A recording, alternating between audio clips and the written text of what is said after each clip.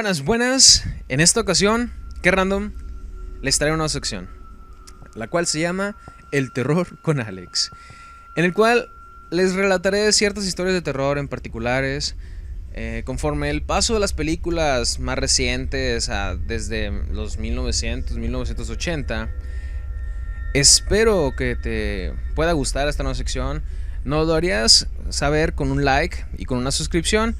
Y en los comentarios puedes decirnos qué es o cómo es mejor que relatemos las historias.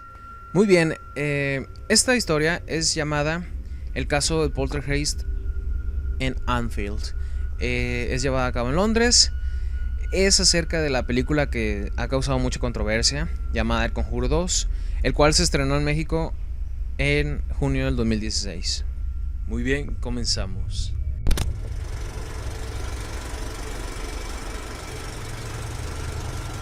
A finales de agosto de 1977, la señora Peggy Harper, una divorciada de unos 40 años, acababa de acostar a 2 de sus 4 hijos en la cama. Vivían en una casa usada con 3 dormitorios en el norte de Londres, concretamente en la humilde barriada de Enfield. Era casi de noche. Janet, de 11 años, y su hermana, Pete, de 10, se quejaron en mitad de la noche de que su cama no paraba de moverse, sacudiéndolos de arriba a abajo. Tan pronto como la señora Harper acudió alarmada a la habitación de los niños, los extraños fenómenos habían cesado. La noche siguiente, sobre las 9:30 de la noche, volvió a ocurrir algo que alarma tanto a Janet como a Pete. Inmediatamente llamaron a su madre Peggy. Habían escuchado unos fuertes ruidos. Según decían, la silla no paraba de moverse, así que Peggy se llevó la silla del dormitorio para tranquilizar a sus hijos. Les dio una vez más las buenas noches y apagó la luz. En ese instante, ella también pudo escuchar esos extraños ruidos procedentes del suelo de la habitación. Encendió la luz y observó que sus hijos y todos los muebles y objetos estaban en desorden. Peggy apagó de nuevo la luz y el extraño ruido comenzó una vez más. Oyeron resonando por todas las paredes de la casa 4 fuertes golpes. Raps. Al encender de nuevo la luz, la señora Harper observó asombrada que un pesado baúl que había sido utilizado para la mudanza estaba desplazado unas 18 pulgadas de su sitio. Fue entonces cuando supo que no eran los niños los que producían, al menos físicamente, esos fuertes ruidos. Seguidamente, la señora Harper empujó el baúl contra la pared y al girarse para salir de la habitación, el baúl volvió a moverse, quedando exactamente en la posición anterior. Esta vez ocurrió mientras estaba presente y con la luz encendida. Era imposible que hubiera podido moverse solo. La señora Harper recuerda, horrorizada del miedo en los niños, sus gritos desesperados por salir de sus camas e ir abajo. Decía: me convencieron de que allí ocurría algo inexplicable. Viendo que las luces de los vecinos estaban encendidas, la señora Harper, todavía con ropa de cama, llamó a la puerta de al lado para que sus vecinos le ayudaran a registrar la casa y el jardín, pero no encontraron a nadie. Pero instantes después, también oyeron los golpes en las paredes que se repetían. A las 11 de la noche, llamaron a la policía. Ellos también pudieron escuchar los golpes. Un oficial incluso decía que una silla se movía inexplicablemente por toda la casa. Y filmaron más adelante una declaración que es escrita para confirmar los acontecimientos. Al día siguiente los fenómenos continuaron. Se pudieron ver juguetes volar por la habitación de los niños. Estos sucesos se convierten en tónica habitual durante los siguientes 3 días. Parecía que nadie los podía ayudar entonces. Harper y sus vecinos fueron con la prensa. El Daily Mirror envió a un veterano redactor, Josh Fallows, a un fotógrafo, Graham Morris, y a un reportero, Douglas Bent. Después de estar en el interior de la casa durante varias horas, no sucedió nada. Parecía que todo había cesado. Los reporteros decidieron marcharse, y cuando casi estaban en su coche, los llamaron. Y al regresar a la vivienda pudieron observar personalmente el fenómeno. Un ladrillo de Lego golpeó en la frente. Más adelante, Cuando el fotógrafo reveló la fotografía, notó que tenía un inexplicable agujero y que el ladrillo volador que lo golpeó no podía ser visto por nadie. Fue entonces cuando George Fallow llamó al CPR, Sociedad para la Investigación Psíquica. Inmediatamente llamaron a Maurice Grosse, uno de sus miembros residentes en la zona norte de Londres. El 5 de septiembre, una semana después de que comenzaron los fenómenos, Grosse llegó a la casa, pero durante los días siguientes no ocurrió nada fuera de lo común. Entonces el 8 de septiembre, 3 días después, mientras que Grosse y los periodistas vigilaban la casa expectantes, algo ocurrió. Fue entre las 10 y las 11 de la noche. Oyeron un fuerte golpe en el dormitorio de Janet. Al subir, descubrieron que la silla de la habitación, siendo suspendida en el aire a una altura de unos 4 pies, Janet se encontraba dormida. Pero una hora más tarde volvió a suceder, y esta vez el fotógrafo Morris estaba preparado y capturó el acontecimiento en su película. Grosse experimentó en ese momento varios sucesos paranormales. Vio cómo las puertas se abrieron solas, sintió una fría brisa recorrer su cuerpo y uno de los juguetes volaron sin que nadie visible los lanzara. El 10 de septiembre, el caso del Poltergeist de Enfield salió a la primera página del Periodic Daily. Pronto la radio LBC de Londres se hizo eco de la noticia y esa misma tarde Grosse, la señora Harper y sus vecinos participaron en un programa de televisión. Los fenómenos continuaron. Habían interferencia en los sistemas eléctricos de la casa, los objetos desaparecían y aparecían inexplicablemente horas después.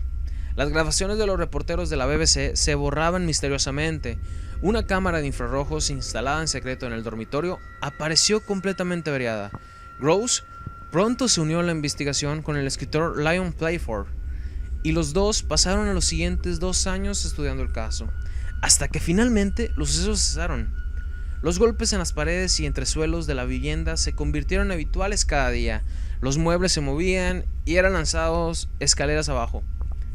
Los cajones de los muebles salían disparados. Los juguetes y otros objetos volaban por la habitación. Misteriosos charcos de agua se encontraron en el dormitorio. Surgían de la nada brotes de fuego que se extinguían inexplicablemente sin dejar rastro de quemaduras. Cortinas que se retorcían como si fueran sacudidas por el viento cuando todas las puertas y ventanas de la casa se encontraban cerradas. Incluso sucedieron casos de levitación humana. Janet aseguraba haber sido tomada y arrojada por el aire por una entidad invisible. Esto está además atestiguado por los vecinos. Ambas muchachas decían que la fuerza invisible les sacaba de la cama, y Janet aseguró que la cortina de al lado de su cama se retorcía varias veces en el espiral y se les enrollaba en el cuello intentando estrangularla. Esto fue confirmado por su madre, que fue testigo del suceso más de una vez. Uno de los fenómenos que más sorprendió a los investigadores fue una voz extraordinaria, áspera y masculina que salía de la garganta de Janet. Esta decía que en esos momentos no ejercía ningún control sobre su propia voz y entraba en trance. La voz decía que pertenecía a varias identidades y hablaba a menudo en un lenguaje obsceno. Una de estas identidades aseguraba que había muerto en esa misma casa. Esta era la única voz que podían verificar. La conclusión fue que se trataba de un hombre que había muerto años atrás en esa misma casa, y de este acontecimiento no sabía nada ningún miembro de los Harpers. Continuando en su afán por buscar ayuda, llegaron psiquiatras y doctores locales para estudiar a Janet y saber si padecía alguna enfermedad mental. Tenían una segunda personalidad, o quizás había realmente una entidad paranormal. Maurice Grosse comentó a los especialistas sobre la sospecha de que esas extrañas voces no parecían pertenecer al espectro vocal de Janet, pero estas le contestaron que todos tenemos un segundo registro de voz, que si se entrena adecuadamente podemos llegar a actualizarlo. Pero para producir una voz tan grave y profunda como la que producía Janet, el proceso podría llegar a ser muy costoso y doloroso. Esta teoría pronto fue sostenida por una grabación de la voz con un laringógrafo. Los patrones de los registros dejaban ver las frecuencias de las ondas que pasaban a través de la laringe. Sin embargo, para producir esta profunda y grave voz durante un largo periodo, naturalmente debería tener consecuencias en la voz normal de Janet. Pero la voz de Janet no parecía. Concluía que la misteriosa fuente de la actividad del poltergeist parecía tener inteligencia, puesto que obtenía respuestas a preguntas simples, tal como ocurrió en la casa de las hermanas Fox, mediante golpes secos o raps. Un golpe seco para contestar con un no y 3 para contestar con un sí. Durante una de las sesiones, Gross preguntó cuántos años había vivido la supuesta entidad en la casa. La contestación llegó con 53 raps. Janet pasó 6 semanas en Maudsley Hospital en Londres Sur, donde experimentó pruebas precisas para detectar cualquier anomalía, tanto física como mental, pero no se encontró nada. Y durante ese tiempo, la actividad poltergeist de la casa cesó completamente. Expertos como el profesor Heist, jefe del departamento de física de la Universidad de Birkbeck, y varios investigadores más del CPR concluyeron al final que toda la supuesta actividad paranormal era fruto del engaño de Janet. Una cámara de video puesta en secreto en el dormitorio filmó a Janet doblando cucharas e intentando doblar una barra de hierro con las manos. Ella fue también vista saltando de arriba abajo sobre la cama, de donde ella diría más tarde que fue lanzada. A pesar de cómo concluyó este caso, en engaño, ahí parece haber fuertes pruebas que concluyen que los fenómenos iniciales que acontecieron en la casa eran genuinamente paranormales. Pensando que el poltergeist podría ser obra de Rosa y de Janet, la Sociedad de Investigación Psíquica envió esta vez a un equipo de investigadores al lugar de los hechos, pero no lograron un de fraude. De hecho, quedó claro que todo giraba en torno a Janet. Esta presentaba cada vez más señales de posesión, tales como convulsiones, trances, entre otros. Cualquier objeto en la casa era susceptible a salir volando. En inicios de diciembre, el poltergeist comenzó a realizar ladridos y silbidos, y hacía una voz áspera y gruesa desde adentro de la pequeña Janet, indicando llamarse Joe Watson. Luego cambió varias veces de voz y de identidad, insistiendo siempre que hablaba por una persona muerta. Al entrar en trance o posesión, había que agarrarla fuertemente, ya que tenía una fuerza muy superior a la de su edad, y a veces solía correr rápidamente a golpearse contra una pared mientras maldecía y decía obscenidades.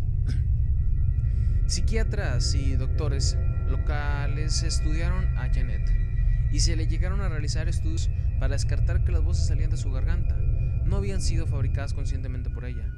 Janet pasó 6 semanas en Maudsley Hospital en Londres Sur, donde experimentó pruebas precisas para detectar cualquier anomalía, tanto física como mental, pero no se encontró nada, y durante ese tiempo la actividad poltergeist de la casa cesó completamente.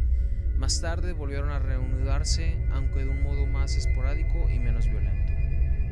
El poltergeist empezó a mostrar otras actitudes y a atacar cada vez con mayor fuerza y violencia a Janet, tratando de estrangularla con unas cortinas y persiguiéndola con un cuchillo que flotaba por el aire.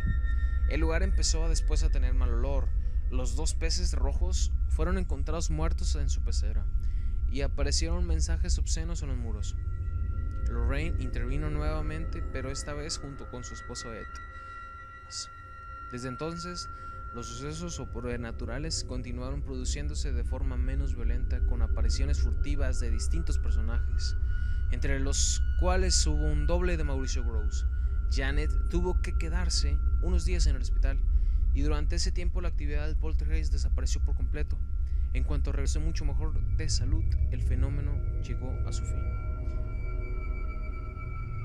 Un medium holandés llamado Gimsing May puso fin en forma definitiva a las manifestaciones después de realizar una intervención en el plano astral. Finalmente, en el mes de abril de 1979, todo terminó. Yo soy Javier López Chabelo y recomiendo que Random.